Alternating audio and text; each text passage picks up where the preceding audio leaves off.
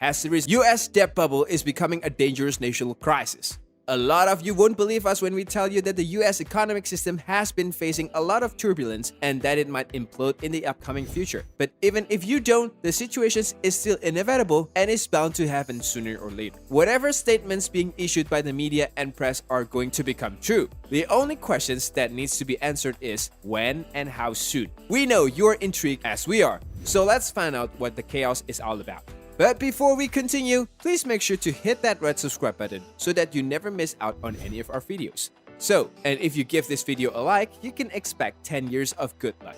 Now, let's get started. It isn't a shocker that the US economy based on debt, and the debt is sometimes difficult to pay back. In fact, it even becomes impossible at times.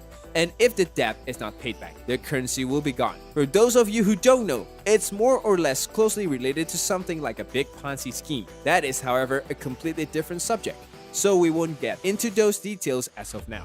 Moving on, the US is currently fearing the outcome of the debt ceiling debate, as the drop dead date is expected to fall sometimes between the late October and early November. This series of events, which are going to unfold in a couple of months ahead, is likely to bring about a lot of changes and drama to the economical environment of the US. The government has recently spent a lot of time on small businesses, but not for their betterment or development. In fact, most of that focus was for closure purposes. According to a report, it has been estimated that 57% of small businesses could face permanent closure due to the effects and aftermath of the COVID-19 pandemic. Another study reveals that a majority of these small businesses are barely surviving in the market after the pandemic shutdowns. However, as much as the government is trying to lay off employees of small businesses, the public has been wise enough to realize that it's actually the government that needs to be laid off for taking such drastic measures that will impact the economy in a negative manner. And it should happen pretty soon. To avoid letting things go out of control, some experts even suggest that the only way to stop the inevitable crisis from repeating is to never let another government form if it's going to make such a terrible decisions. It seems that the federal government has left no stone unturned to work against the best interests of people of its country, as a result of which the people of the United States of America have put forth their demands that the federal government should not be funded during these crucial federal budget negotiations. Many have argued that if the founding father of America were still alive today, they would have burned down all the federal buildings to show their disapproval. Now, even the central banks have now become completely exposed to their shortcomings. It would not be wrong to say that the US economy is fragile. In fact, it may have already collapsed and become rotten,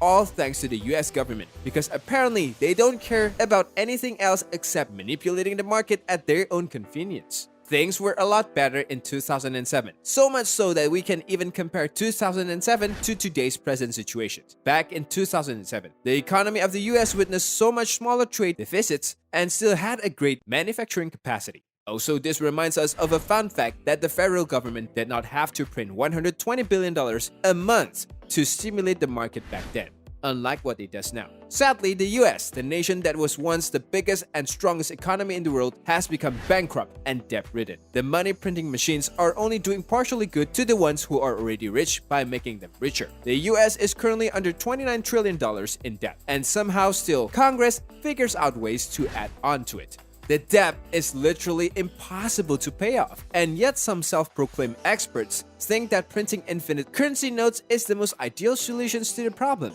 Moreover, if all of this wasn't enough, inflation has been soaring high. It is indeed the result of the country's never-ending greed, which has led millions to live a life that goes way beyond their actual means. This is another reason for the rapidly increasing debt pressures. Plus, another warning has been received from experts regarding hyperinflation that is on the cards. There is no doubt that America's economy is expanding, but the question is, at what cost? The economy is expanding, but it does not feel like it since the individual wallets of the people are not. Now, enough with the theoretical part. Let's talk about some numbers.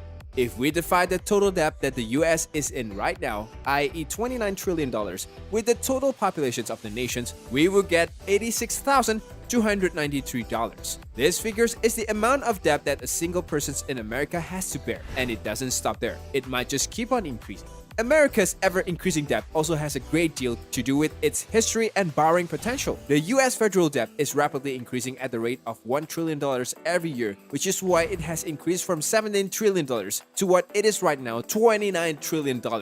So since now we know all of the debt situations, let us now look at the potential reasons that might have caused it.